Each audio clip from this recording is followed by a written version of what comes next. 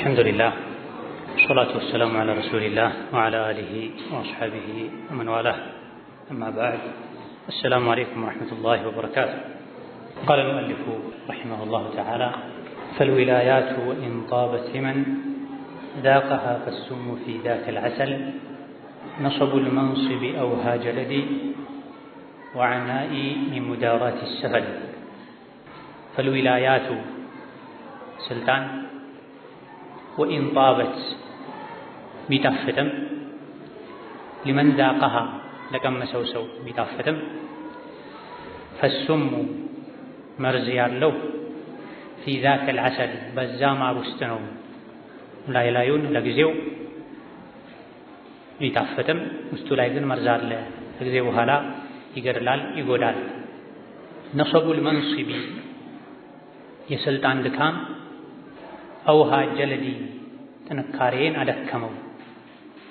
ወዐናኢ በጣም ደካምኩኝ ሚን ሙዳራቲ ሰፈል ወራዳ አላዋቂ የሆኑ ሰዎችን አግባብቶ ከመኖር ከነሱ ጋር ከመኗኗር ችሎ ታግሶ መኖር በጣም አደከመኛ።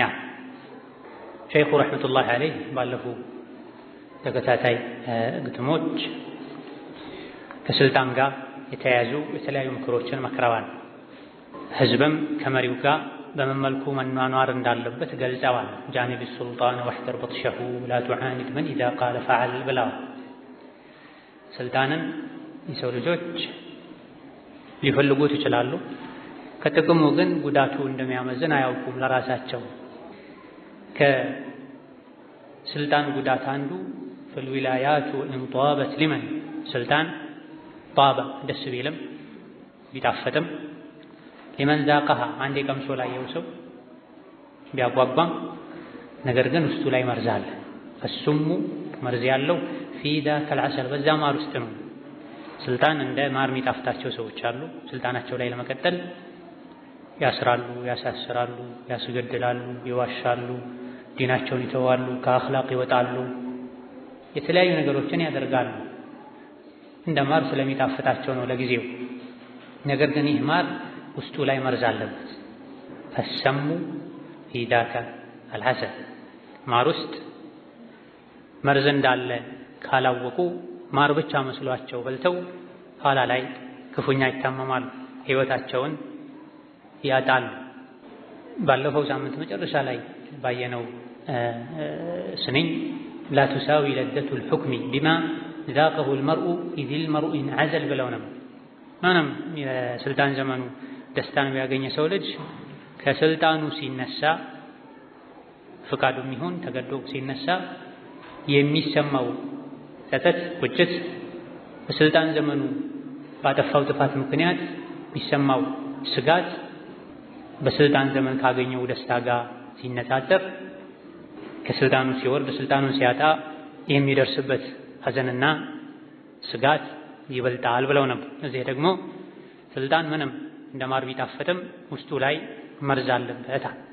በዚህም የሰው ልጆች የዱንያን ጥቅማ ጥቅም ከጥቅማ ጥቅሞች አንዱ ስልጣን ነው ብዛ የሚነስ እሱን ቸላ በማለት የአኼራውን ስልጣን ጀነትን የአላህን ውዴታ ለማግኘት መጓጓት እንዳለባቸው ስልጣን ውስጥ መግባት ከፈለጉም ጥቅምና ጉዳቱን አነጻጽረው አምነውበት ተዘጋጅተው ሊሆን እንደሚገባ እየመከሩን።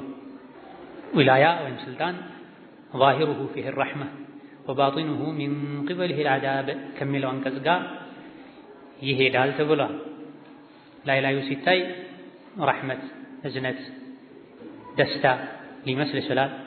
ውስጡ ግን ዐዛብ ነው፣ ስቃይ ነው ተብሏል። በተለይ በአግባቡ ካልያዙት፣ ሰው ከበደሉበት። የአኼራው ደግሞ የከፋ ነው። በስልጣኑ ተማምኖ፣ በአቅሙ ተማምኖ፣ በገንዘቡ ተማምኖ ሰውን የበደለ የቂያም ቀን የበደሉን ዋጋ ያገኛል። ኒዕመቱል ሙርዲዐ ወቢእሰቱል ፋጢማ የተባለውም ለዚህ ነው። ስልጣን ላይ እስካሉ ድረስ ጥሩ አጥቢ ነው፣ በደንብ አድርጎ ሊያጠባ ይችላል ማርን፣ ወተትን።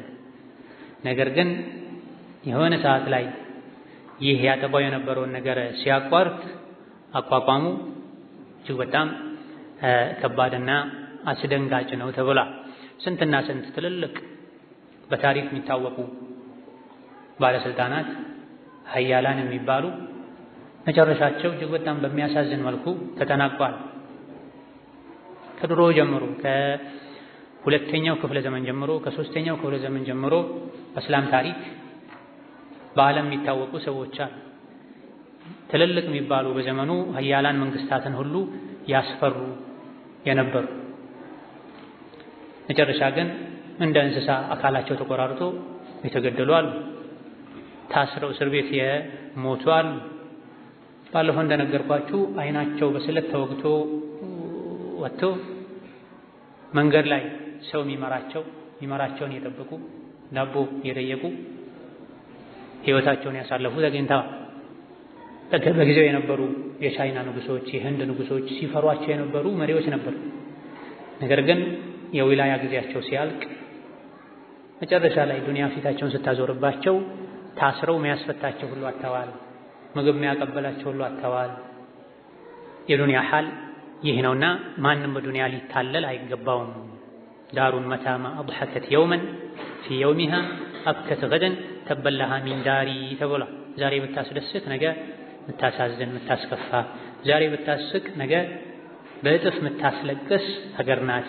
ተበላሃ ሚን ዳሪ ጥፋት የሚገባት ክብር ማይገባት የተናቀች ሙእምን ሊንቃት የሚገባ ሀገር ናት ብሏል። ይህ የሁሉም ሐል ማንኛውም የሰው ልጅ ዱንያ ላይ ሲኖር ማዘን፣ መደሰት፣ መሳቅ፣ ማልቀስ፣ ማግኘት፣ ማጣት፣ መታመም፣ አፊያ መሆን ባህሪዋን፣ መክበርና መዋረድም ባህሪዋን። ያለ ምክንያት እንደዚህ አይሆንም። ዱንያ ላይ መልእክት አለው ውስጡ ላይ በሙሉ ልብህ ልትደሰትባት ልትጓጓላት ማይገባ ሀገር ናት። መጓጓት፣ መልፋት፣ መድከም ለአኼራ መሆን አለበት ለማለት። ሁሉም የሰው ልጅ እንደዚህ አይነት ነገሮች ይፈራረቁበታል። ኃላፊነቱ ስልጣኑ በጨመረ ቁጥር ደግሞ በዛው ልክ ድካሙ፣ ሐዘኑ፣ ስጋቱ ይጨምራል። ብዙ ጊዜ በሰላም የሚኖረው እንደውም ከስልጣን የራቀ ሰው ነው፣ ከኃላፊነት የራቀ ሰው ነው። ኃላፊነቱ የዱንያ ከሆነ ነገ አጥቼው የሆነ ነገር ሆናለሁ ብሎ ይሰጋል። የዲንም ከሆነ ኃላፊነቴን በአግባቡ ተወጥቻለሁ አልተወጣሁም የሚል ስጋት ይፈጥራል። ስልጣን ኃላፊነት በጨመረ ቁጥር ሐሳብ፣ ጭንቀት፣ ስጋት ይጨምራል። በአግባቡ ከያዙት የሰጉም ቢሆን የፈሩም ቢሆን እንደ ዑመር፣ እንደ ዑስማን፣ እንደ አቡበክር ስዲቅ ከዛ በፊትም እንደ ነቢዩ ኃላፊነቱን በአግባቡ ከያዙት ከተወጡ ከደከሙለት ዋጋ ከከፈሉለት አኼራ ላይ በረፍት ይተካል። የድካሙን ያክል ነው የሰው ልጅ የሚያርፈው። በህይወቱ አብዝቶ የደከመ መጨረሻ ላይ የድካሙን ያጭዳል፣ የተሟላ እረፍት ያርፋል። ሰው ሲሰራ ያረፈ ኋላ ላይ ይደክማል። በስልጣኑም ይሁን በሌሎች ነገሮች ኃላፊነት ኖሮበት ኃላፊነቱ አድክሞት ግን በአግባቡ ያልያዘ አኼራ ላይ ከዱንያው ድካም የባሰ ከፍተኛ ድካም ይጠብቀዋል። ከተለው ሼኹ ምን አሉ ረሕመቱላሂ ዐለይህ ነሰቡል መንሲቢ አውሃ ጀለዲ። ነሰብ ማለት ድካም ማለት፣ መንሲብ ማለት ስልጣን ማለት። ነሰቡል መንሲቢ የስልጣን ድካም፣ አውሃ ጀለዲ ጥንካሬን ተፈታተነው አደከመው። ወዐናኢ ሚን ሙዳራት ሰፈል። ሰፈል ማለት ስነ ምግባሩ የወረደ አኽላቁ የተበላሸ ከሰው ጋር የሚግባባበት ዲኑን የሚያውቅበት እውቀት የሌለው ዝቅ ያለ ሰው ማለት ነው። ከሱ ጋር መኗኗር ሙዳራ ይባላል። እንደው መሽከርከር ማለት ነው። ዙሪያውን ከሱ ጋር ፊት ለፊት ከግንብ ጋር ላለመጋጨት። የአኽላቅ ችግር ያለበት የእውቀት ችግር ያለበት ሰው ድንጋይ ነው። ድንጋይ እንዳይመታህ ነው መጠንቀቅ ያለብን። በየቦታው ደግሞ እንደዚህ አይነት ድንጋይ ከበዛ በጣም ትቸገራለህ። ነፃ ሆነህ ማውራት አትችልም። ነፃ ሆነህ መወሰን አትችልም። የምታደርገውን ነገር ሁሉ በድንጋይኛ አስቦ በድንጋይኛ ተርጉሞ በድንጋይ ካልመታሁ ሊል ይችላል። አቅል ያላቸው በአቅላቸው ማያስቡ፣ ጆሮ ያላቸው በአቅላቸው ጥሩ ነገር ማይሰሙ ደነዞች ናቸው፣ ድንጋዮች ናቸው። ከድንጋይም በላይ ደረቅ ናቸው። ሱረቱል በቀራ ገልጦ መቅራት ነው። ወዐናኢ ድካሜ ሚን ሙዳራት ሰፈል፣ ሰፈል የሆኑ የስነ ምግባር የአኽላቅ የእውቀት እጥረት ችግር ያለባቸው አደከሙኛ። ይሄ በሳቸው ዘመን 8ኛው ክፍለ ዘመን ላይ ከሳቸው በፊት የነበሩም ذهب الناس وبقي الناس ብለዋል። ሰው የሚባል እኮ የለም እንደው ጨርቅ ለብሶ የሚንቀሳቀስ ሰው የሚመስል እንጂ ብለዋል። ምርቱ አልቆ ገለባ ቀርቷል ብለዋል ድሮ ዘመን። ዛሬም እንደሚባለው የገለባ ነው የቀረው። ለችግር ጊዜ ጥሎ የሚጠፋ እሱ በመሰለው መልኩ ብቻ ከሰዎች ጋር መኗኗር የሚፈልግ ሳይነኩት ያዙኝ ልቀቁኝ የሚል በሆነ ባልሆነው ቱግ የሚል እንደሻው ብቻ መኖር የሚፈልግ ሰው ነው ያለው። በዚህም ነው ባለንበት ዘመን ጓደኝነት ማይጸናው። በየጊዜው ሰዎች ጓደኛ የሚቀያየሩት ከጓደኛቸው ጋር ትናንት አብሯቸው ሲበላ ከነበረ ሰው ጋር ጸበኛ የሚሆኑት። ለዚህም ነው ዝምድና የሚቆራረጠው። ሰው የስብዕና ዋጋውን አጥቷል። ስጋና ጨርቅ ብቻ ሆኗል። ሰውን አላህ ያከበረው በአቅሉ ነበር። አቅል ቀንሷል። ሰዎች የሚያደርጉትን፣ የሚተዉትን፣ የሚወዱትን፣ የሚጠሉትን፣ የሚርቁትን፣ የሚቀርቡትን አያውቁም። መብላት፣ መጠጣት፣ ሰውነትን ማደለብ፣ ውጭን በልብስ ማሳመር ብቻ ሆኗል የአብዛኛው ሰው ጭንቀት። ጥሩ በሳል ጎበዝ የምትሉትን ሰው በችግር ሰዓት ስታዩት፣ በቁጣ ሰዓት ስታዩት ሌላ ሰው ይሆንባቸዋል። አወል ሶፍ የሚሰግድ ሰው መኪና ሲነዳ፣ ሱቅ ዕቃ ሲገዛ ከሰዎች ጋር ያለውን አኽላቅ ስታዩ ሰው የለም የሚለውን በደንብ ትረዳላችሁ። ይሄን መጥፎ ባህሪ ማስወገድ የምንችለው ቁርአንን ስናዘወትር ነው። የዚህ የአብዛኛው ሰው መበላሸት ሰበብም ከዲን ከኢማን ከቁርአን መራቅ። ነቢይ ሲላኩ የነበሩ ሰዎች ባህሪ ይብዛም ይነስ እንደዚህ ነበር። ከዚህ ባህሪያቸው ያወጣቸው ቁርአን። ጉልበተኛው ጉልበት የሌለውን ይበላ ነበር፣ ያሰቃይ ነበር፣ ይዘርፍ ነበር። በውሃ ይጣሉ፣ ይተራረዱ፣ ይገዳደሉ ነበር የእኛን ውሃ ጠጣህ ብለው። ይሄና መሰል መጥፎ ባህሪያቸውን ያጸዳላቸው ቁርአን ነው። አሁንም እንደው ቁርአኑ በእጃችን እያለ እና መካከላችን እያለ እዚህ አይነት የሥነ ምግባር ችግር እንዲስፋፋብን ያደረገው እንዲንሰራፋ ያደረገው አብዛኛው ሰው ከቁርአን መራቁ ነው፣ ከዕልም መራቁ ነው። ዕልምን ቁርአንን መቅራቱ ብቻም አይደለም፣ ዕልምን ቁርአንን አለመለማመዱ ነው። ቁርአን የሚቀሩ ቁርአን የሚያሐፍዙ ዕልም የሚማሩ ሰዎች በሶፍ ተጣልተው ቦክስ ሲሰነዛዘሩ ይታያል። እዛው በሶፍ ተጣልተው ሲሰዳደቡ ይታያል። መስጂድ ውስጥ ሊባል ማይገባውን ቃል ይላሉ። ዕልም የሚማሩ ቁርአን የሚቀሩ ሙሐደራ ዳዕዋ የሚከታተሉ ሲያመኝ አልጠየከኝም ብለው ለወንድማቸው ፊታቸውን ጀርባቸውን ይሰጣሉ። ስወልድ አልጠየቅሽኝም ብላ እህቷን ታኮርፋለች። ራስን ማምለክ፣ ለነፍስ መቆጣት ደስታ። ከእንዲህ አይነት ሰው ጋር መኗኗር ድካም። በማያስቆጣው ይቆጣል፣ በማያስኮርፈው ያኮርፋል፣ በማያቆራርጠው ተቆራርጠው ይቀራል። ነሰቡል መንሲቢ አው ሀጀለቲ። ይሄ ደግሞ የሰዎች ሐል ይሄ ሆኖ ኃላፊነት ሲጨምርበት ከባድ ይሆናል። ተራ ሰው ከተራ ሰው ጋር ሲገናኝ እንደመጣጡ አስተናግዶ ሊወጣው ይችላል።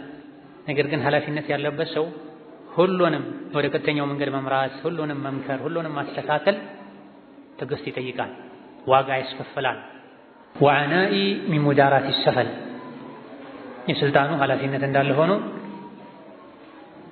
ማንኛውም ስልጣን ያለውም የሌለውም ሰው አብረውት ከዙሪያው የሚኖሩ ሰዎች ሰፈል ከሆኑ ክብር የሌላቸው፣ አደብ የሌላቸው፣ አስተውሎት የሚጎድላቸው አይነት ሰዎች ከሆኑ ከነሱ ጋር መኗኗር መሽከርከር ይበዛበታል፣ መጠንቀቅ ይበዛበታል። ተናግሮ ማሳመን፣ ጥፋቱን አሳምኖ ይቅርታ እንዲጠይቅ ማድረግ። ቢያንስ እንኳን ይቅርታ ባይጠይቅ ይህ ነው እንዲህ እኮ ነበረ ብሎ አስረድተው ተረድቶ እሺ ብሎ ማይሄድ አቅሉ የተዘጋ የተደፈነ አይነት ሰው ከሆነ መግባባት በጣም ይከብዳል። ብዙ ነገሮች ይበላሻል። ቢያንስ የሰው ልጅ ራሱን ከእንዲህ አይነት ባህሪ ማውጣት አለበት። ሰፈል ከመሆን፣ ወራዳ ከመሆን፣ ጋጠወጥ ከመሆን፣ ስርዓት አልባ ከመሆን፣ እንደፈለጉ እንደ እንስሳ መብላት፣ መጠጣት፣ የፈለጉትን መርገጥ፣ መጮህ የሙስሊም ባህሪ ሊሆን አይገባው። ከዛ ቀጥሎ ከዙሪያችን ያሉ ሰዎች ወላጆች ልጆቻቸው ከሰፈል፣ ከወራዳነት፣ ከስርዓት አልባነት፣ ለዲን ካለመጨነቅ፣ ሰውን ካለማክበር፣ ለሰው ካለማሰብ ባህሪ እንዲወጡ ማድረግ ያስፈልጋል። ታላቅ ታናሾቹን፣ ጓደኛ ጓደኛውን እንደ ሙስሊም ከፍ ያለ አስተሳሰብ፣ አኽላቅ፣ ስርዓት፣ አደብ እንዲኖረን ልናደርግ ይገባል። በዘመኑ ያለው የአብዛኛው ሰው ባህሪ ይህ ቢሆንም ሁሉን መቀየር ባንችል ከራሳችን ጀምረን ከዙሪያችን ያሉ ሰዎችን ከቀየረን ይህ ሰፈሉ፣ ውርደቱ፣ የበታችነቱ፣ የሥነ ምግባር መበላሸቱ ይቀንሳል። ሐዲሱ የሚለው ሙስሊም ወንድሙን ከ3 ቀን በላይ ማኩረፍ የለበትም ነው። አብረው አንድ ሶፍ የሚሰግዱ መስጂድ የሚመላለሱ ወንድምና ወንድም የሆነች በዱንያ ነገር ተጣልተው ሁለተኛ አላናግርህም፣ ፊትህን ማየት አልፈልግም፣ ቆይ ካልሰራሁልህ ከመባባል የበለጠ የአኽላቅ ሱፍል የለም፣ የአኽላቅ ውርደት የለም። ይሄ በየመንደሩ በየሰፈሩ በየቤቱ ያለ ችግር። ይሄን እኛ ተባብረን ቀንሰን ማህበረሰቡን ኡማውን ማስተካከል የኔ ኃላፊነት ነው ልንል ይገባል። ከእንዲህ አይነቱ ሰው ጋር መመሳሰል የለብን። ከመቱኝ እመታለሁ፣ ከዘጉኝ እዘጋለሁ መባል የለብን። የዳዕዋ ህዝብ ነን እኛ። የኢስላህ ማህበረሰብ ነን። የተበላሸን እናስተካክል፣ የተቆረጠን ምንቀጥል፣ የተጣላን ምናስታርቅ፣ በአኽላቅ ከሌሎች ምንበልጥ ነን። ወኪዕ የኢማሙ ሻፊዒ ሼኽ አንዱ ሰደባቸው። ዘም ብለው ሲሄዱ መልስለት እንጂ አሏቸው። ከመለስኩለትማ ዒልም ለምን ተማርኩ አሉ።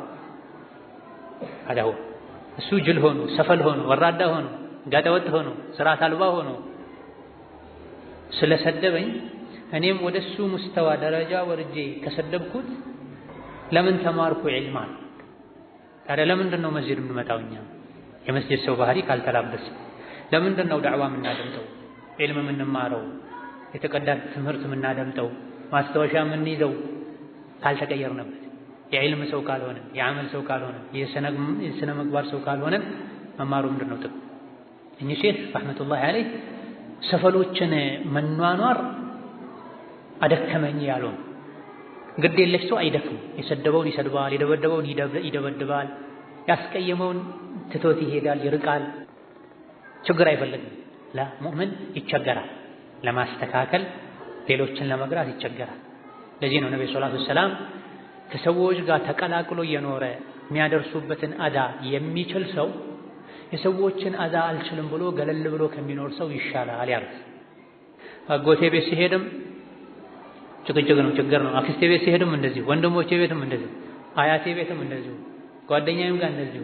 ስለዚህ እኔ ከማንም ጋር ግንኙነት እንዲኖረኝ አልፈልግም። ምን አነሰኝ? ቤቴን ዘግቼ እኖራለሁ። ከቤት ሱቅ፣ ከሱቅ ወደ ቤት፣ ከቤት መስጂድ፣ ከመስጂድ ወደ ቤት። የግሌን ጉዳይ ብቻ ነው የምከታተለው፣ ከሰው ጋር አልገናኝም ከሚል ሰው ይልቅ ሰዎች ካለባቸው ችግር ጋር እየተቀላቀላቸው ወንጀሉን ሳይጋራ ወንጀል ላይ ሳያግዝ የመከረ እየታገሰ የሚኖር ሰው ይሻላል። ብሸሽም ቤት መጥተው ሰዎች አንተን ማስቸገራቸው አይቀርም። የሚያዋጣው ምንድን ነው? ሰብሮ ከውስጥ ገብቶ ለማስተካከል መሞከር ነው፣ መታገልን፣ ተስፋ ለመቁረጥ። ሁሉንም ሞክረን ተስፋ ከቆረጥን ጉዳቱ ወደኛ ከመጣ እኛን የሚያባላሽ የሚፈታተን ከሆነ ይሄኔ ዞር ልንል እንችላለን ራስን ለማዳን። ወይላ ብቻ አለመነካት ስለምንፈልግ ከሰዎች መራቅ አግባብ አይደለም። መሰበር፣ ዋጋ መክፈል፣ መድከም ያስፈልጋል፣ አጅር ያስገኛል። ቀስ እያለን ሌሎችን መቀየር እንችላለን። እንዲህም ይቻላል ብለን መልካም አርአያ እንሆናለን። የበደለን ሰው ሄደው ሲጠይቁት፣ ያጠፋን ሰው ይቅር ሲሉት እንደሱ ሳይሆኑ አሁን ላይ ላልሰጠኝ አልሰጥም፣ ታመሜ ላልጠየቀኝ ሄጄ አልጠይቅም፣ ፈገግ ላላለልኝ ፈገግ አልልም። ይሄ ምድራዊ ሙዓመላ ነው። የሙስሊም ሙዓመላው ሰማያዊ ነው መሆን ያለበት፣ ከአላህ ጋር ነው መሆን ያለበት። አላህ ያየኛል፣ አላህ ይወድልኛል፣ ይሄን አላህ ይጽፍልኛል ነው መሆን ያለበት። ስለዚህ ከዚህ ሶስት ነገር ልንወስድ ይገባናል። አንደኛ ነሰቡል መንሲቢ አው ሀጀረቲ፣ የመንሲብ የስልጣን ነሰብ ድካም ጥንካሬን ይፈታተናል፣ ያለ ዕድሜ ያሸብታል። ሁለተኛው ወዐናኢ ሚን ሙዳራት ይሰራል። ወራዳ ከሆኑ የአኽላቅ ችግር የእውቀት ችግር ካለባቸው ሰዎች ጋር መኗኗር አና ነው፣ ድካም ነው፣ በሽታ ነው። በሽታ ነው ብለህ ደግሞ ሁሉን አትራቅ። ከማን ጋር ትኖራለህ? ወንድምህ ጋር፣ እህትህ ጋር፣ አክስትህ ጋር፣ አጎትህ ጋር፣ ጓደኛህ ጋር። እንደዚህ አይነቱ አባጣ ጎባጣ የሆነ ሰው ላይጠፋ ይችላል። ሁሉንም ያነሳህ ከጣልካቸው ከወረወርካቸው ከማን ጋር ነው እንትኑ? ሁሉንም በሁሉም ነገር ከወቀስክ የሆነ ጊዜ ላይ የምትወቅሰውን ሁሉ ታጣለህ ተብሏል። የሆነ ጊዜ ላይ የወቀስከው እንኳ ጓደኛ የምታደርገውን ታጣለህ። ኸይሩን አጉልቶ ያዩ በደካማው ጎን ዙሪያ እየተወያዩ እየመከሩ ደካማ ጎኑን እንደሚያወግዙ እንደሚጠሉ እየነገሩ በወንጀል ከመተባበር እየታቀቡ የሚችሉትን ያክል ከሰዎች ጋር አብሮ መኗኗር። ነገር ግን ከሰፈል ጋር ወደ ሱፍል መውረድ አግባብ አይደለም። አንዳንድ ሰዎች በራሳቸው ጥሩ ናቸው፣ አኽላቅም አላቸው፣ ግን መጥፎ ሰዎች ጋር በመቀራረባቸው ምክንያት ብቻ ወደ መጥፎነት ይጎትቷቸዋል። ይህ መሆን የለበትም። ሰፊህን ሞኝን ሰፋላ የሆነ የበታችነት ውርደት ወራዳነት ያለበትን ሰው አብረኸው ተኗኗር፣ ምከረው፣ ጥሩ ነገሩን ውሰድ፣ ጥሩ ነገርን አጋራው፣ በደካማ ጎኑ ምከሪው። ነገር ግን ከሱ አብሮ ወደ ታች መውረድ መዝገድ አያስፈልግም። ብዙ ሰዎች ራሳቸው ጥሩ ናቸው፣ አኽላቅ አላቸው፣ አደብ አላቸው፣ ኸይር ይወዳሉ። ግን ከእንደዚህ አይነት ሰፈሎች የሥነ ምግባር ችግር ካለባቸው ሰዎች ጋር በመቀራረባቸው ምክንያት አብሮ ስማቸው ይጠፋል፣ አብሮ የነሱን መንገድ ይከተላሉ። ከዚህ መራቅ መጠንቀቅ ያስፈልጋል። ከሞኝ ሰው ጋር የሥነ ምግባር ችግር ካለበት ሰው ጋር መናኗር ድንጋይ ከመሸከም የበለጠ አድካሚ ነው። ሰፈል ከሆነ ሰው ስነ ምግባር አኽላቅ አስሮ ከማይይዘው አኽላቅ አደብ ከማይመራው ሰው ጋር መኗኗር ድንጋይ የፈለጡ ድንጋይ የተሸከሙ ከመኖር በላይ አድካሚ ነው፣ ከባድ። ያ ጉልበትን ነው የሚያደክመው፣ ይሄ መንፈስን ነው የሚያደክመው፣ ልብን ነው የሚያደክመው። ስለዚህ በዚህ አይነት ነገር የተፈተነ ሰው ወላጆች ልጆቻቸው በዚህ መልኩ አስቸጋሪ ሊሆኑ ይችላል። ምንም አይገራቸው፣ ምንም አያቆማቸው። ሚስት ባሏ እንደዚህ አይነት ሰው ሊሆን ይችላል፣ ባል ሚስቱ እንደዚህ አይነት ሰው ልትሆን ትችላለች። ልጅ አንዳንዴ ወላጆቹ እንደዚህ ሊሆኑበት ይችላል፣ አኽላቅ የሌላቸው፣ ዲን የሌላቸው። ወንድሞቹ እህት ወንድሞቹ አንዴ ሊሆኑ ይችላል። ይሄን ማሰቡ ማየቱ ድንጋይ ከመሸከም ከመፍለጥ በላይ አድካሚ ሊሆን ይችላል። መፍትሄው ምንድን ነው? አላህን አግዘኝ ማለት ነው። ዱዓ ማድረግ፣ አስተካክልልኝ፣ ምራልኝ ማለትና ራስን ማለማመድ ነው። ቀስር الآمال في الدنيا تفز فدليل العقل تقصير الأمل إن من يطلبه الموت على غرة منه جدير بالوجلة. هذا كلام بليغ عظيم جدا. قصر الآمال ምኞትህን አሳጥር፣ ገድብ። في الدنيا የዱንያ ምኞትህን ይሄን ያክል ጊዜ እኖራለሁ፣ ይሄን ያክል ሀብት ሰበስባለሁ፣ ከዱንያ ግቦች ይሄን ያክል ግብ አሳካለሁ እያልክ ረጅም አታስብ፣ አትመኝ። ተፉዝ ይሄን ካደረግክ የዱንያ ምኞትን ካሳጠርክ ነገ ደግሞ ይችላል ቶሎ ለአኼራ የሚሆነኝን ስንቅ ልሰብስብ ካልሽ ተፉዝ ፈውዝን ታገኛለህ። እድልን፣ ስኬት፣ የጀነት ጸጋ እዚህ ዱንያ ላይም ደግሞ ብዙ ኸይር ሥራ መስራትን የምችልበትን ፈውዝ ስኬት ታገኛለህ። ፈደሊሉል ዐቅሊ የአእምሮ ባለቤት የአስተዋይነት ደሊሉ ምልክቱ ተቅሲሩል አመል ምኞትን ማሳጠር ነው። የአስተዋይነት የአዋቂነት ምልክቱ ብዙ ሀብት አይደለም፣ ብዙ ፎቅ አይደለም፣ ብዙ አጃቢ መሰብሰብ አይደለም። ተቅሲሩል አመል አመልን ምኞትን መገደብ ማሳጠር ነው። 1000 ዓመት እንደሚኖር ሰው አለመሆን ነው ለዱንያ።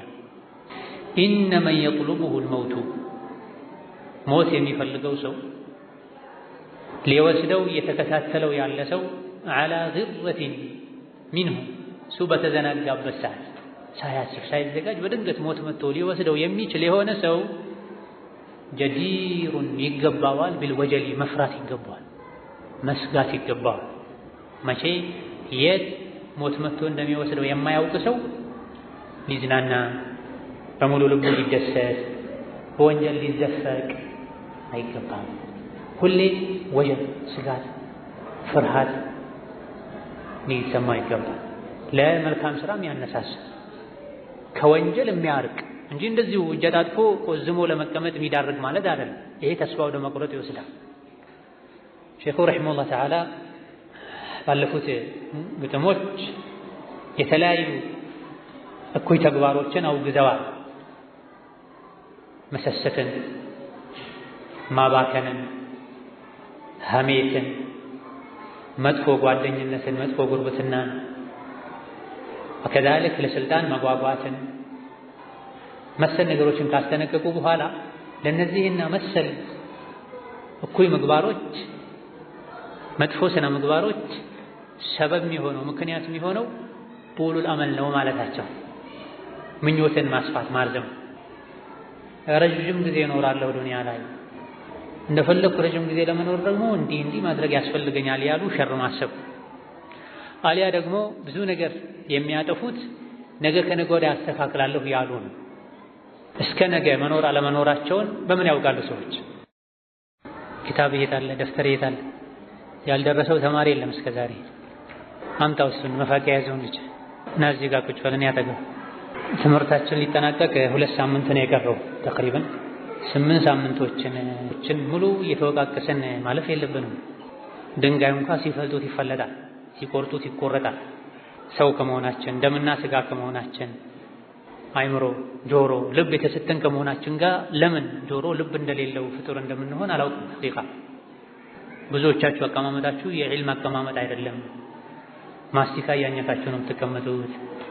ጀርባችሁን ለመድረክ አዙራችሁ ነው የምትቀመጡት። መስጂድ ላይ እንደዚህ የሚሆን ሰው ቤት እንዴት ነው የሚሆን? የዒልም ቦታ ላይ ቃል አላህ ቃል ረሱሉላህ የሚባልበት ቦታ ላይ እንደዚህ የሚያደርገው ሰው ቤት እንዴት ነው የሚሆን? በዒልም ሰዓት እንደዚህ የሚሆን ሰው ከዒልም ውጭ እንዴት ነው የሚሆን?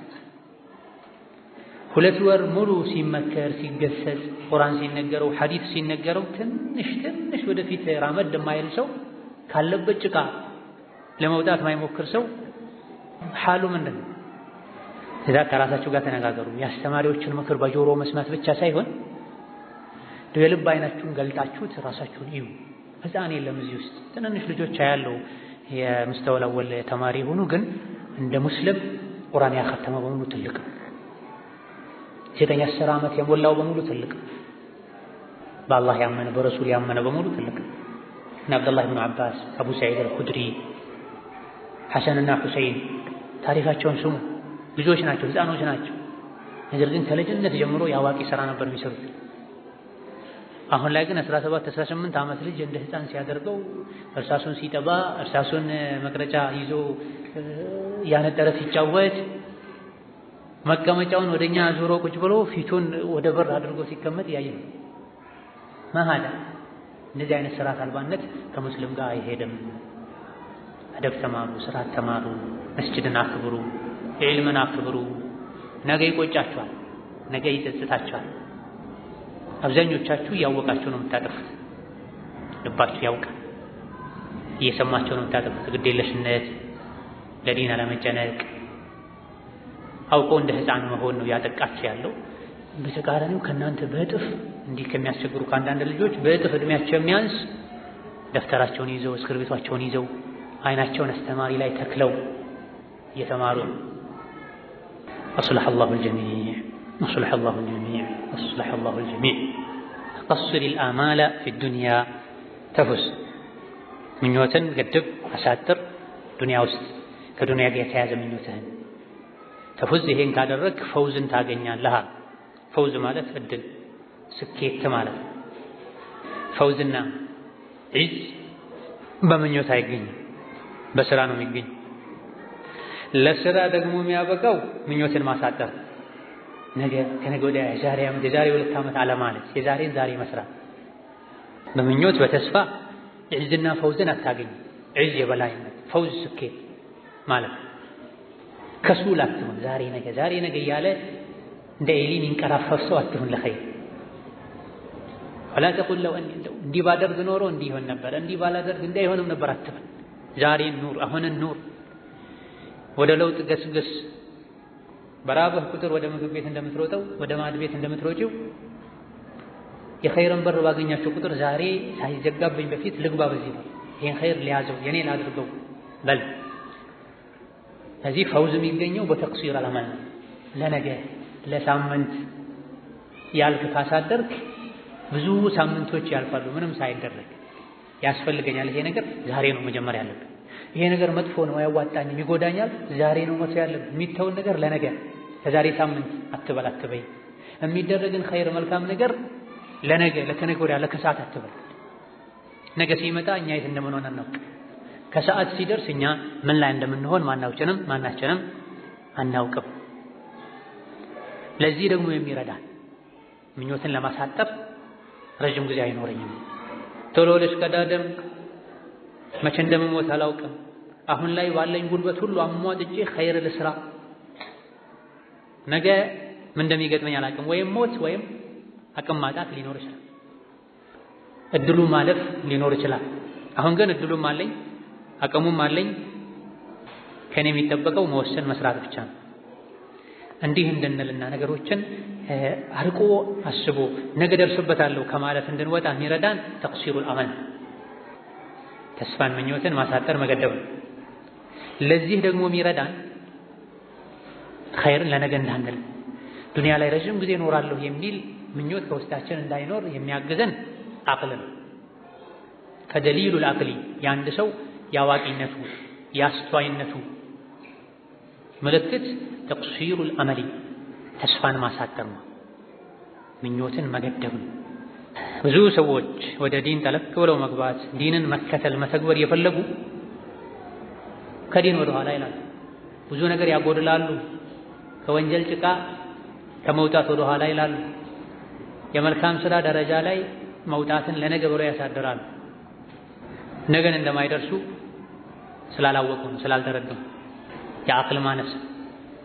ስለዚህ ከፊት ያለፉ እስካሁን በምክራቸው መሃል ያስጠነቀቁ የተለያዩ በሽታዎች መነሻቸው ጡሉል አመል ነው፣ ነገ ደርስበታለሁ ያሉ ነው። የዚህ የጡሉል አመል ነገሮችን ለማበላሸት ሰበብ የሆነ ያለው ነገ ከነገ ወዲያ የሚቀጥለው ዓመት የማለት በሽታ ተነቅሎ እስካልወጣ ድረስ ችግር ሊታከም ስለማይችል ቀሲሪል አማላ፣ አማል ጀምዑ አመል፣ አመል ማለት ተስፋ ምኞት ማለት ነው። አማል ደግሞ ጀምዕ ብዙ ሲሆን ዱንያ ላይ ምኞትህን ገድቡ። እስከ መቼ እንደምንኖር ማናችንም አናውቅም። ረጅም ዓመት እኖራለሁ ያለ ሰው ብዙ ነገር ያበላሻል። ብዙ ወንጀሎችን ስር እንዲሰዱ ይፈቅድላቸዋል።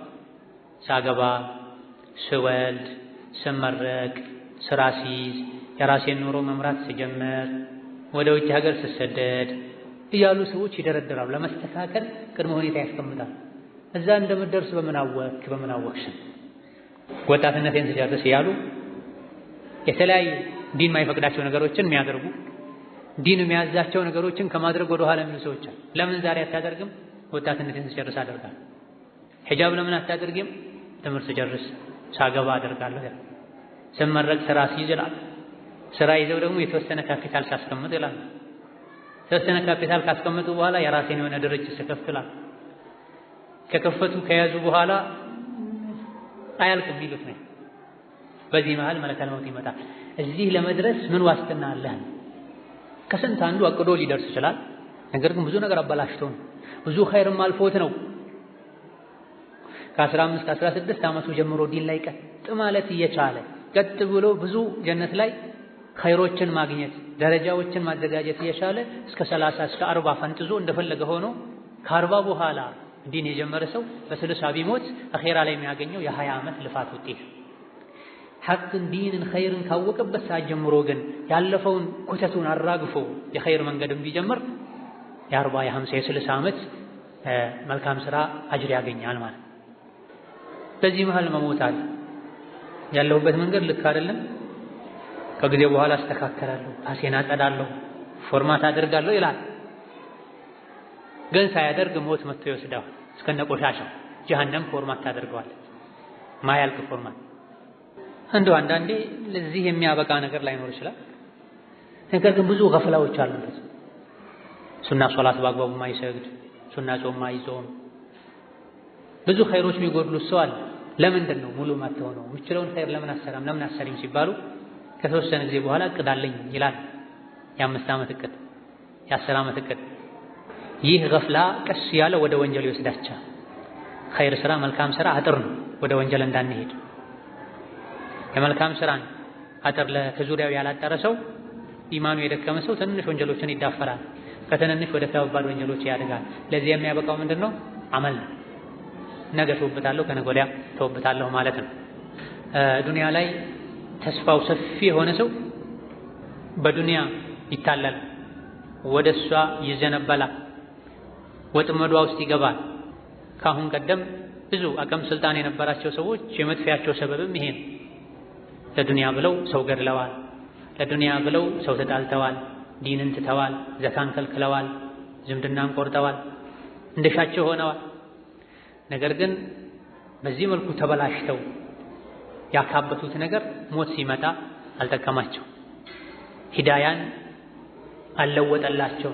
ገንዘቤን ሁሉ ወስዳችሁ ጀነት ስጡኝ ቢል ከጀሃነም አድኑኝ ቢል ዱንያ ላይ የተዘናጋ ሰው አይጠቅሙም። ማ አግና ዐኒ ማሊየህ ሀለከ ዐኒ ሱልጣንየህ። ገንዘቤ ምንም አልጠቀመኝም፣ ስልጣኔ ምንም አልጠቀመኝም፣ አቅሜ ምንም አላደረገልኝም ይላል። የሰው ልጅ አቅሙ እዚህ ዱንያ ላይ የሰራው ኸይር ስራ ነው። ኺራ ላይ ዋስትናው እዚህ የሰራው ኸይር ስራ ነው። ኸይር ስራ ደግሞ ያልፋል። ነገ ደርሶበታለሁ የሚባል ነገር የለም። ነገ ብዙ ኸይሮችን ይዞ ሄዷል። የአንድ ቀን የአምስት ወቅት ሶላት ቀብልያና ባዕድያ ኸላስ ሄዷል። ከተሰጠትክ በኋላ የድሮውን ቀባ ላውጣ ብትል አይሆንም። ያስለመደ በድንገት በዕለቱ መወጣት ያልቻለ ሰው ነው ቀባ ማውጣት የሚፈቀድለት። ነገ እንሞታለን። ስንሞት አላህ ዘንድ የምናገኘው የሰራነውን ብቻ ነው። ከሞተም በኋላ ለኛ ብሎ የሚሰግድ፣ ለኛ ብሎ የሚጾም፣ ለኛ ብሎ የሚሰድቅ ላናገኝ እንችላለን። አብዛኛው ሰው አያገኝ። ነገር ግን እኔ መንገደኛ ነኝ፣ የመንገድ ስንቅ ያስፈልገኛል፣ የጉዞ ስንቅ ያስፈልገኛል። ይሄን ስንቅ እኔው ነኝ መሰነቅ ማዘጋጀት ያለብኝ። ማንም ለማንም ስንቅ አይሸከምም። ረጅም መንገድ ላይ የራሱን እንኳን በወጉ መሸከም አይችልም ያለ ሰው እያንዳንዱ ቀን ስንቅ ይዞ እንዲሄድ ይፈልጋል። ፀሐይ በጠለቀች ወጣች ቁጥር ወደ አኼራ ይዘን የሄደች ነው። አንድ ቀን ያለ ስንቅ ካለፈ አስቸጋሪ ስንቅ ያጣንበት የምናጣበት ቀን ላይ እንጎዳለን። ከዚህ በየቀኑ ብዙ ኸይሮችን፣ ዚክሮችን፣ ቁርአኖችን፣ ጾም፣ ዒባዳን ኢላ ገይሪ ዛሊክ ልናበዛ ይገባል። ነገ አስተካክላለሁ ልንል ፈጽሞ አይገባም። ምኞትን መገደብ ዱንያ ላይ ረጅም ኖሬ ብዙ ነገር አስተካክላለሁ ያሉ ዛሬን አኼራን ማበላሸት መዘዙ የከፋ ነው። በተቃራኒው ደግሞ ዱንያ ላይ አጭር ጊዜ ነው የምኖረው፣ ስንቄን ላዘጋጅ፣ ለጉዞ ልዘጋጅ ያለ ሰው ረጅም አልኖርም፣ በቅርብ ጊዜ ወደ አኼራ ልጠራ እችላለሁ ያለ ሰው ልቡ ያርፋል።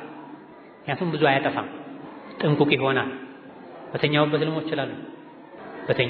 ልሞት እችላለሁ፣ ሳልተኛም ቁጭ ባልኩበትም ድፍት ልል እችላለሁ አለ። እንደዚህ ብዙ ያቆሸሽሁት ያበላሸሁት ነገር ካለ ከሞት ተነስቼ ማስተካከል አልችልም። እስከነ ቆሻሻዬ ነው አላህ ፊት የምቀርበው።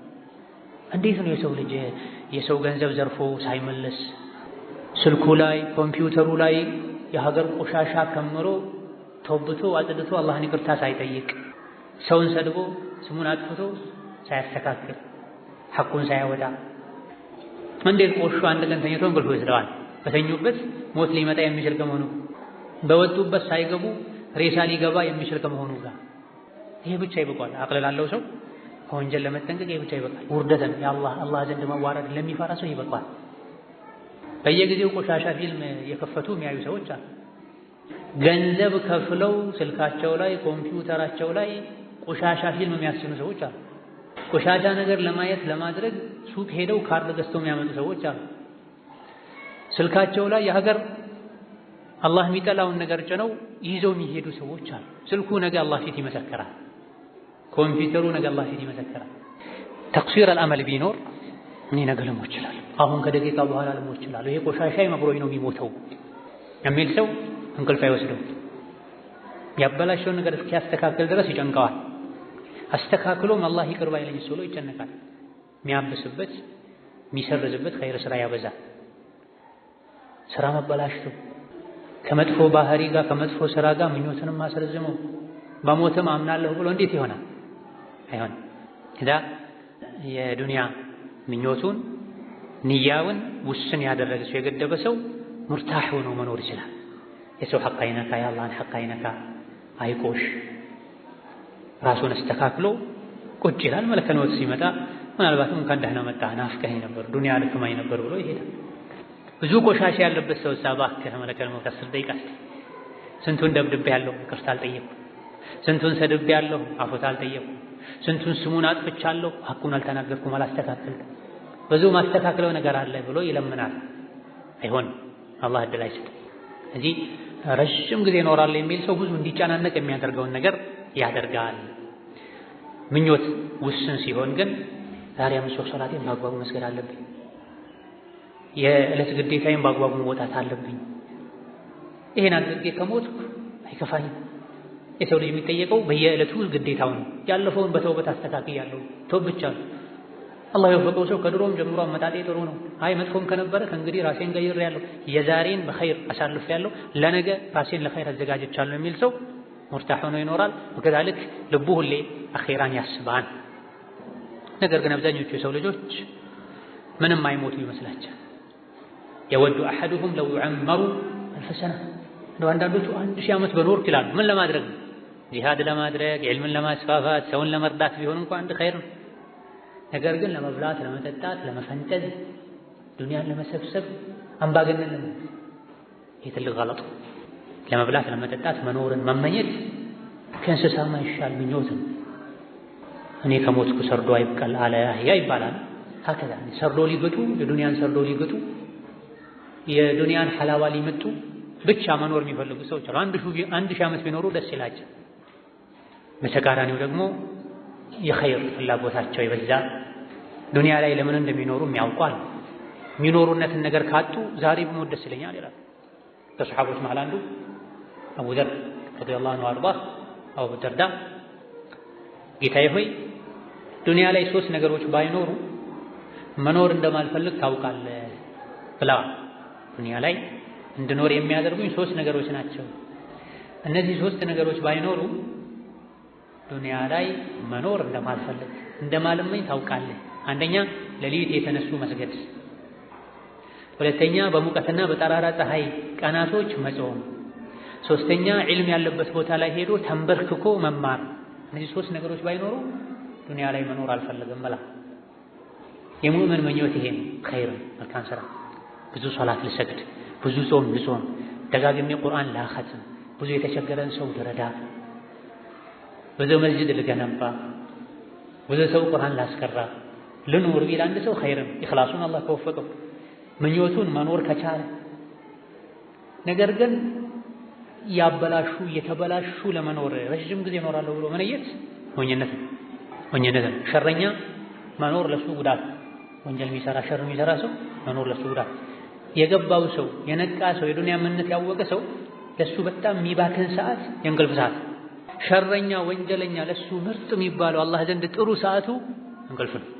ፈሂምት ያ አብደላህ ወያመተላህ የዱንያ ምንነት ላወቀ የአኼራ ጉዳይ ላሳሰበው ሰው የባከነ ሰዓቱ እንቅልፍ ላይ ሆኖ የሚያሳልፈው ሰዓት።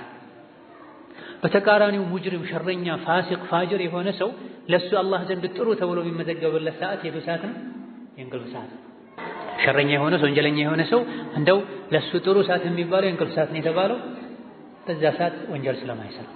ምናልባትም መተኛቱ ወንጀል ሊሆን ይችላል፣ ከሶላት ሊተኛ ይችላል።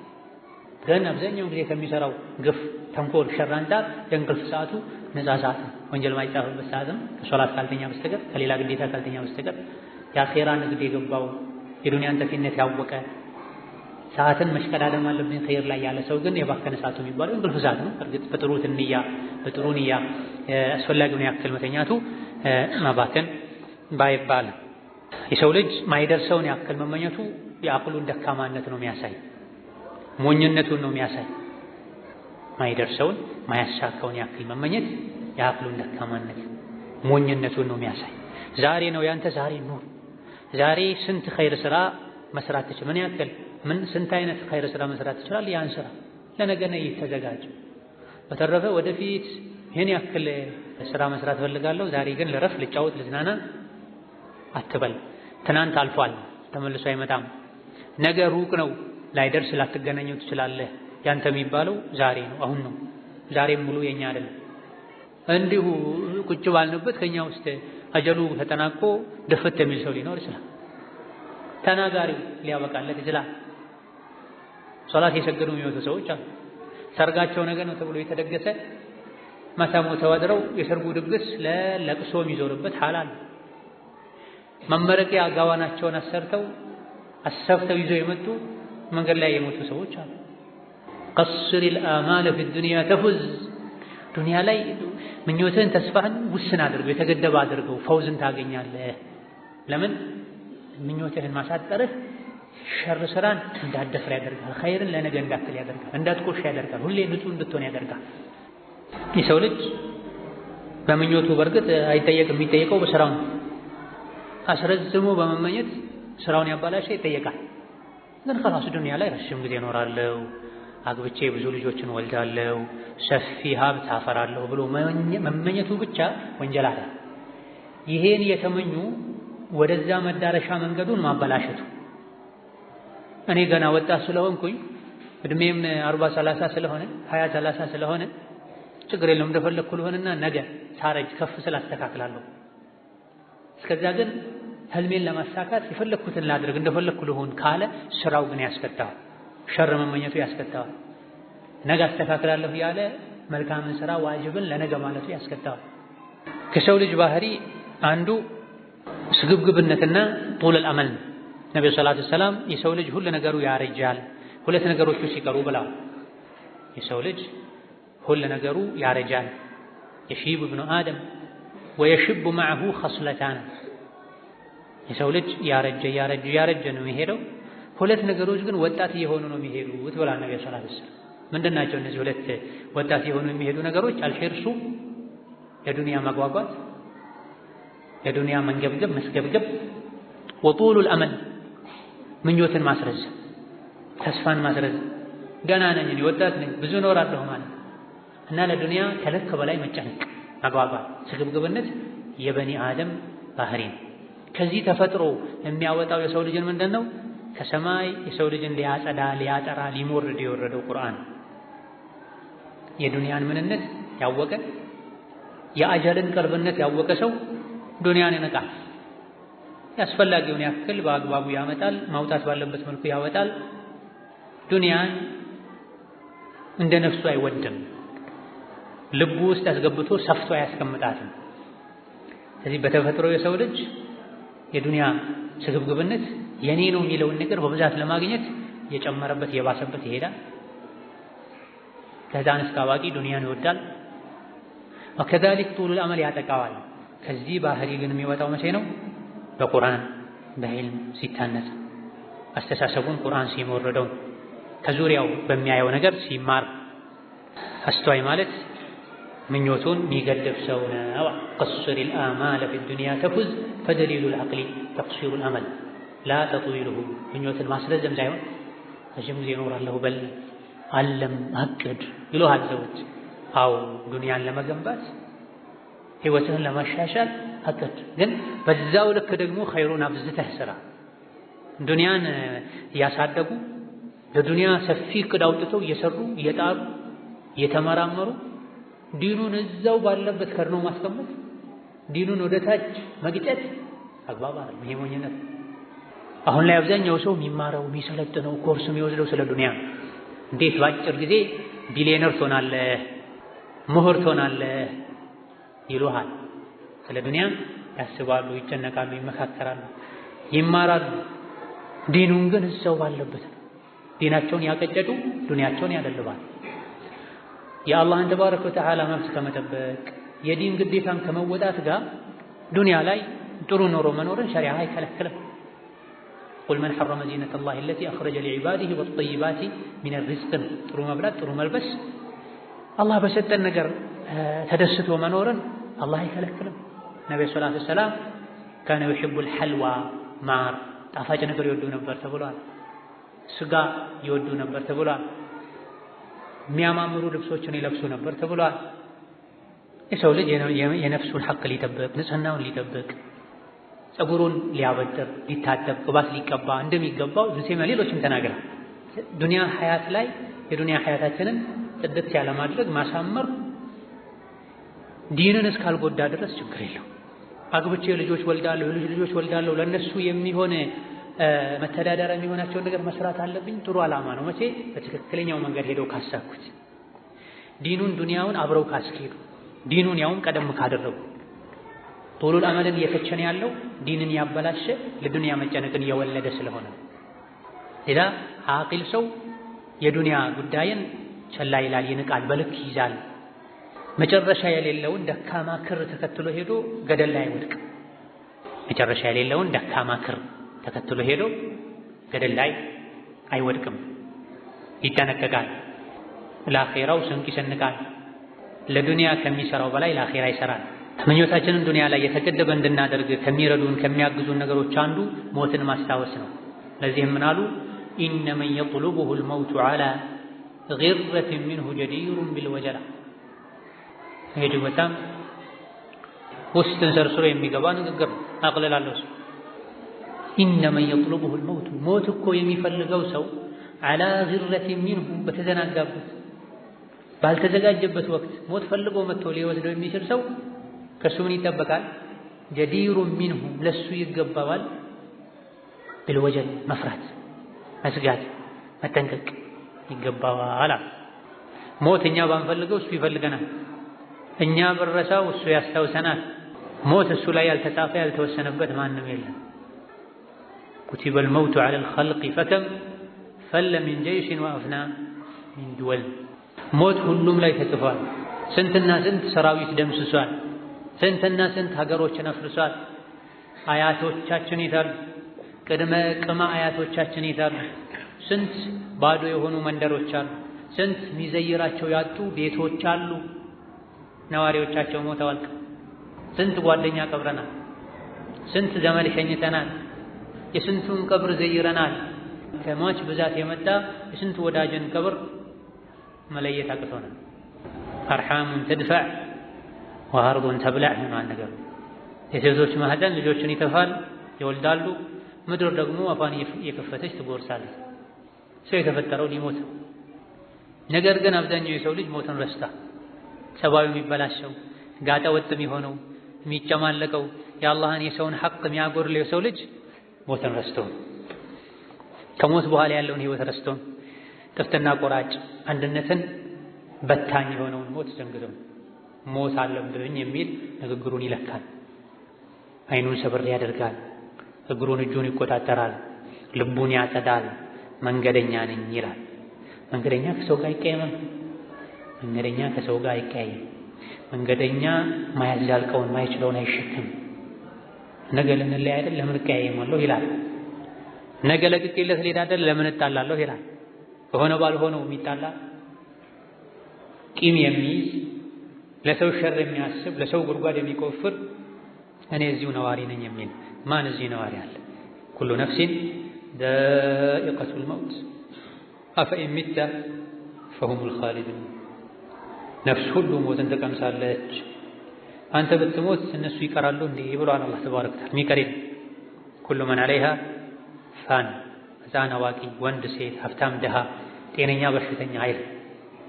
ሰዓቷ ስትደርስ ይዞ ይሄዳል። ነገ ልታገባ ነው ተብሎ ማታውን ሲያዝናኗት ሲጨፍሩላት ያደረች ሴት ፈጅር ሲቀሰቅሷት ያለች። ወንዱም እንደዚህ ሆነ። ለሰዓታት ስታምጥ ቆይታ ተገላገለች አልሐምዱሊላህ ተብሎ ሕፃን ልጅ ሲታይ ሕፃን ልጅ ሲያቅፉ እሷን ከፍ ብሎ ሲያዩት ልጇ ወደ ዱንያ መጥቷል፣ እሷ ወደ አኺራ ሄዳለች። ሀዛ ሐሉ ዱንያ። ይህ የሚጠብቀው ሰው ላንቃው እስኪታይ ድረስ ያስካካል፣ ይስቅ፣ ሶላትን ሊያዘገይ፣ የሰውን ክብር ሊነካ፣ አላህን ሊያስወጣ አይገባም። የአብዛኛው ሰው ጠባይ መበላሸት አንዱ ምክንያት ሞትን መርሳት። ሞት ያለበት ሰው እንደሱ አይደለም፣ እንደፈለገ ነው የሚያምን ሰው። ሁላችንም ላይ አለ ሞት። ሞት የሌለበት የለም። ግን ልዩነቱ የቱ ጋር ነው? ሞት አለብኝ ብሎ የሚያምን ሰው አኗኗር መኖር አለመቻል። የትኛውንም ዛሬ የምንሰራውን ስራ ከሞት በኋላ እናየዋለን። አሁን ልሞት እችላለሁ የሚል ሰው ወንጀል ተቃቅፎ አብሮ ከወንጀል ጋር መሄድ የማይፈልግ ከሆነ ወንጀልን አሁን ይተዋል። ወንጀልን እኛ ካልተው ነው ዛሬ ፈልገን እንደሰራ ነው ነገ አኼራ ላይ ፈልጎን ይመጣል።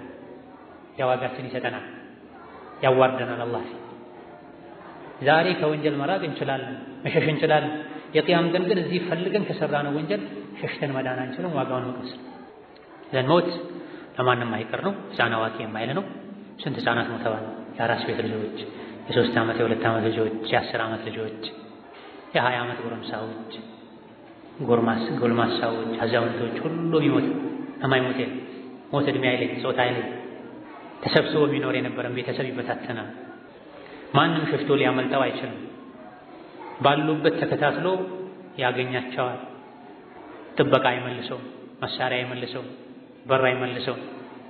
በየቀኑ ሟችን ያዩ ሰዎች እኔም እኮ ነገ ሞታለሁ ብለው አይስተካከሉም። የሚያሳዝነው ይሄ ሰዎች ሞትን ባያውቁት እንግዳ ባዕድ ነገር ቢሆንባቸው አንድ ነገር ግን በየቀኑ የሞተን ሰው የሸኘን ጀናዛ እየሰገደን ሰው ሞተ ብለን እየሰማን እገሌ የት ሄደ ለቅሶ ቤት፣ የት ሄደች ለቅሶ ቤት እየተባለ እኛ አንነቃ፣ ከጭቃችን አንወጣ፣ ጥሩ ሰው ለመሆን አንወፍርም፣ የተውናቸው ኸይር ስራዎችን አንሰራ፣ የተዘፈቅንበትን ወንጀል ጥለን አንወጣ።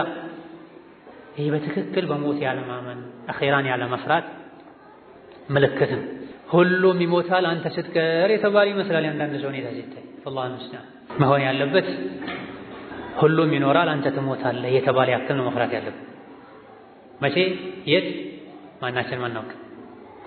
فالموت أحدق بالدنيا وزخرفها والناس في غفلة عنهم ሞት አድፍጦ አይኑን ገልጦ እየጠበቀን መቼ ነው ወደሱ ሂድ ወደሷ ሂጂ የምባለው? መቼ ነው ወደሱ ሂድ ወደሷ ሂድ የምባለው? መቼ ነው ብሎ ተዘጋጅቶ እየጠበቀ ነው። ሰዎች ግን በዱንያ በልጭልጭ ተታለው ሞትን ዘንግተውታል። በድንገት መጥቶ ይዞ ይወስዳቸዋል። ስለዚህ የኔ አጀል አሁን ነው ዛሬ ነው የሚል እምነት ውስጣችን ላይ ሊኖር ይገባል።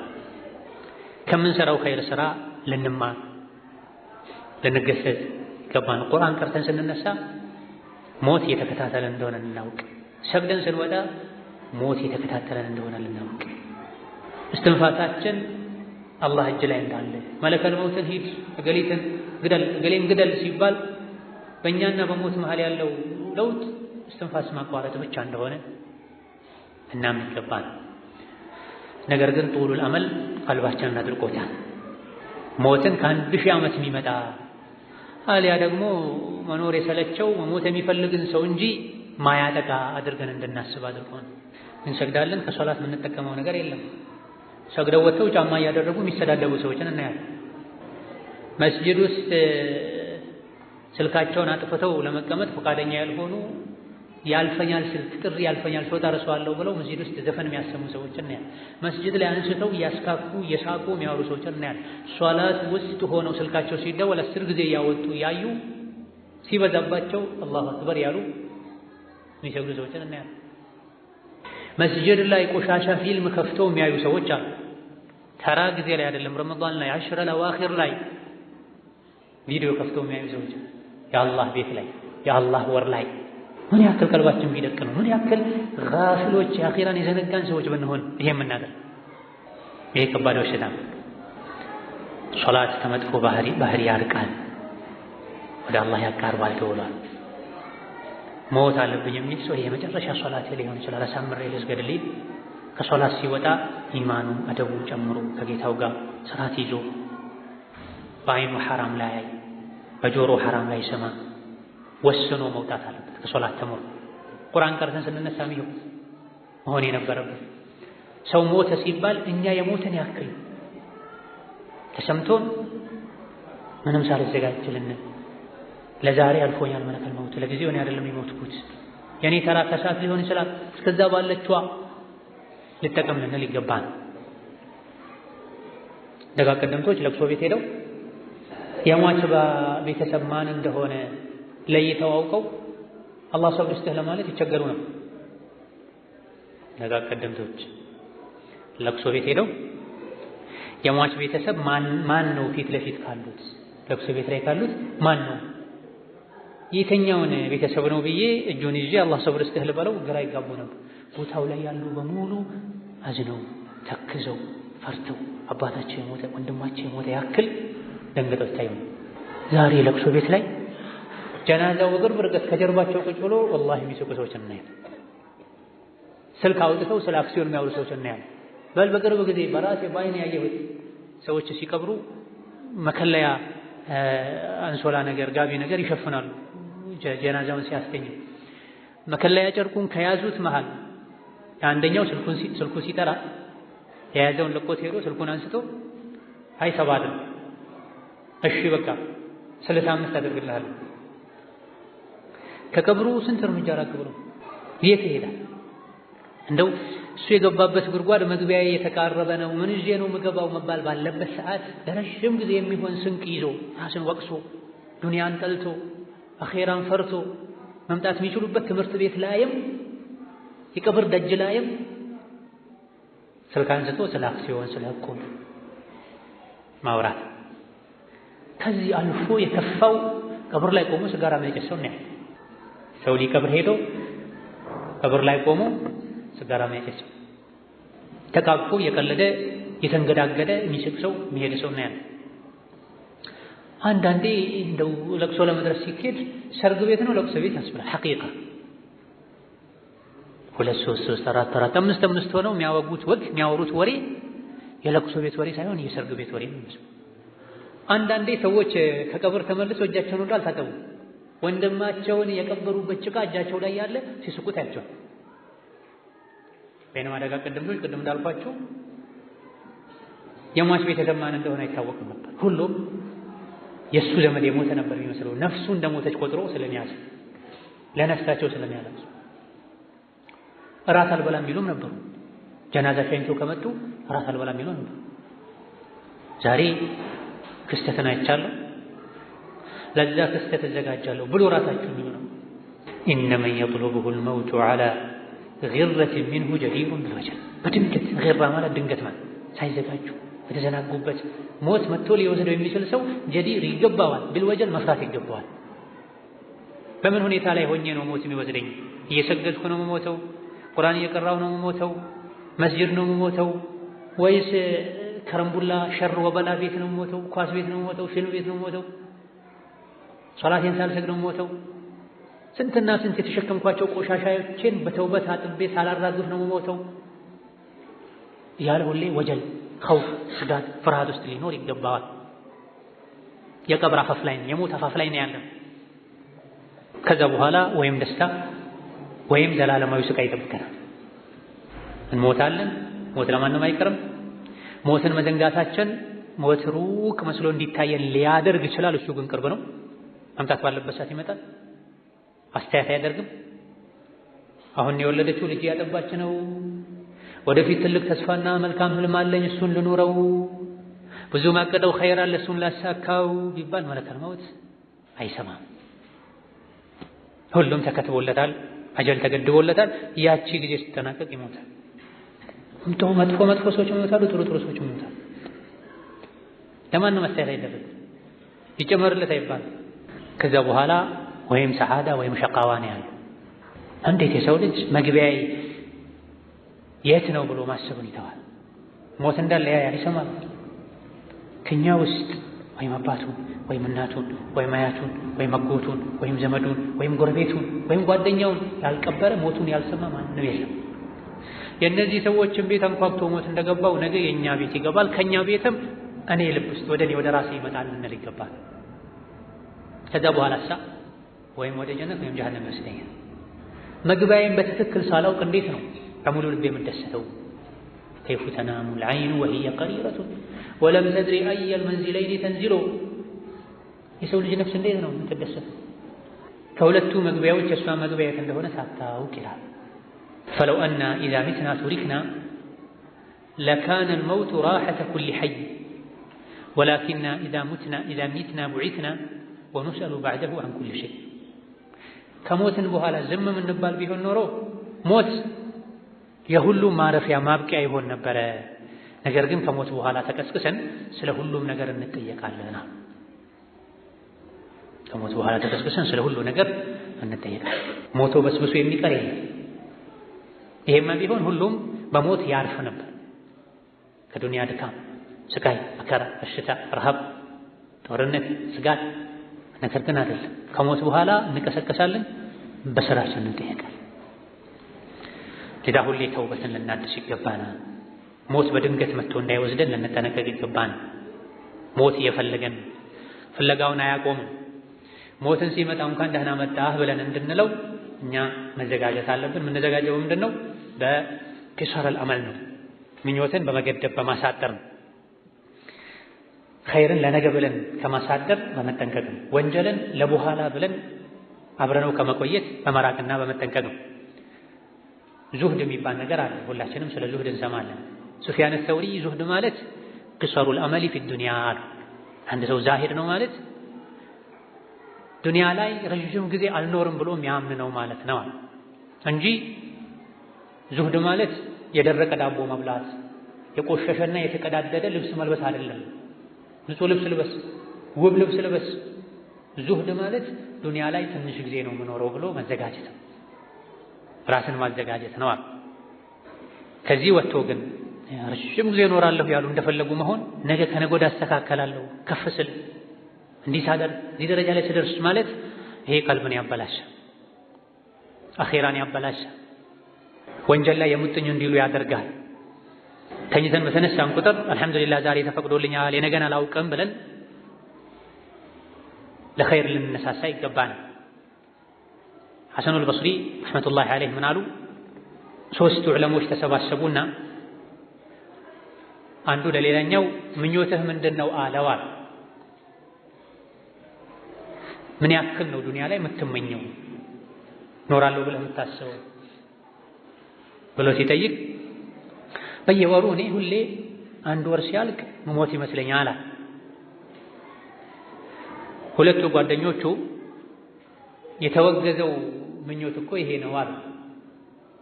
አንድ ወር ባለቀ ቁጥር መሞት ይመስለኛል፣ ቀጣዩን ወር መድረስ አይመስለኝም። አንድ ወርስ እንዴት እኖራለሁ ብለህ ታስባለህ? ምኞት አታስረዝሙ የተባለው እኮ ይሄ ራሱ ነው። ለሌላኛው አንተስ ምን ያክል ነው ዱንያ ላይ ተስፋ ያለህ ምኞት ያለህ ተብሎ ሲጠይቅ ማተት ዐለየ ጁምዐቱን ኢላ ظነንቱ አኒ ሰአሙቱ ፊሃ፣ አንድ ሳምንት አይመጣም ይሄ ሳምንት ሲያልቅ መሞቴ ነው፣ ቀጣዩን ሳምንት አልኖርም እያልኩ ነው መለዋል። ይሄ እኮ ነው ምኞት የተባለው። ሳምንት እኖራለሁ እንዴት ትላለህ? ምን ማረጋገጫ አለህ አሉት። ሌላኛው አንተስ ብሎ አንደኛውን ሲጠይቀው ነፍሱ በአላህ እጅ ያለች ሰው ምን ተስፋ አለው? ቋጩት፣ ነገሩን ዘጉት። እኔ እንደናንተ ወርም አለም ሳምንትም አለም አንድ ቀንም አለም አንድ ሳምንትም አለም። ነፍሱ በጌታው እጅ ያለች ሰው እሱ ምን ተስፋ አለው? የተኛውም ሰዓት ላይ ና ወደ አኺራ ልባል እችላለሁ። ስለዚህ በጊዜው ብቻ የተሰጠኝ እድል እየተጠቀምኩ መኖር ነው የምፈልገው፣ የአንድ ቀንም ተስፋ የለኝም። በክር አልሙዘኒ ረሕመቱላሂ ዐለይህ ማናችሁም ወስያውን ራስጌው ጋር ሳያስቀምጥ መተኛት ራስጌው ጋር አስቀምጦ እንጂ አለመተኛት ከቻለ ይሄን ያድርግ። ምናልባትም ከዱንያ ሰዎች ሆኖ አምሽቶ ሲነጋ ከአኼራ ሰዎች ሊሆን ይችላል ብላ ማናቸውን ሲተኛ ወስያውን ያለበትን ሐቅ ያለውን ሐቅ ጽፎ ራስጌው ጋር አስቀምጦ እንጂ እንዳይተኛ።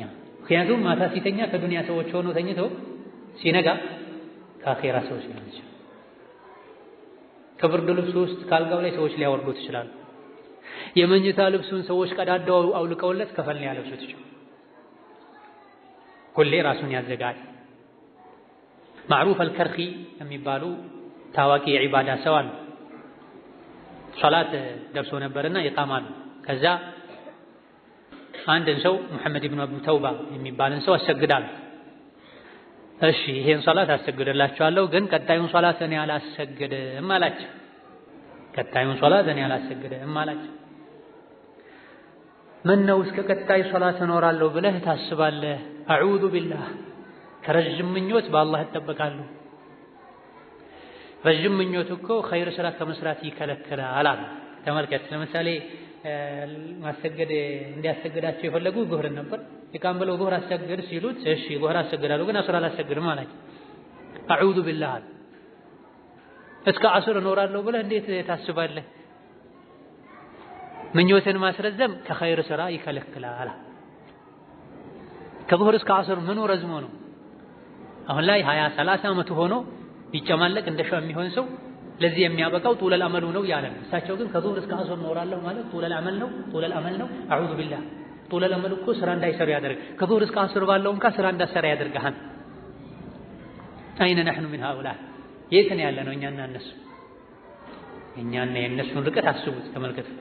እኛ ለ10 ዓመት ነው ቅድም እናወጣው። እስከ 10 ዓመት ልፈንጥዝ እንደፈለኩ ልሁን ያለመጥኩ ልኖር፣ ከዛ በኋላ አስተካከላለሁ። እዚህ ግን ከዙህር እስከ አስር ባለችው እንኳን እኖራለሁ አትበል፣ ደቂቃህን ብቻ ኑር ያ። አላህ ተባረከ ወተዓላ የዱንያን ጠፊነት አውቀው ለአኼራቸው በቂ ስንቅ ሰንቀው ሞት በመጣ ሰዓት እንኳን ደህና መጣህ ብለው በደስታ ከሚሄዱ ባሮቹ ያድርገን ነው። ዐላ ኩሊ ሸይኢን ቀዲር ወቢልኢጃበቲ ጀዲር። ወቢላሂ ተውፊቅ። ለዛሬ በዚህ እናበቃለን። ወሰላሙ ዐለይኩም ወረሕመቱላሂ ወበረካቱሁ።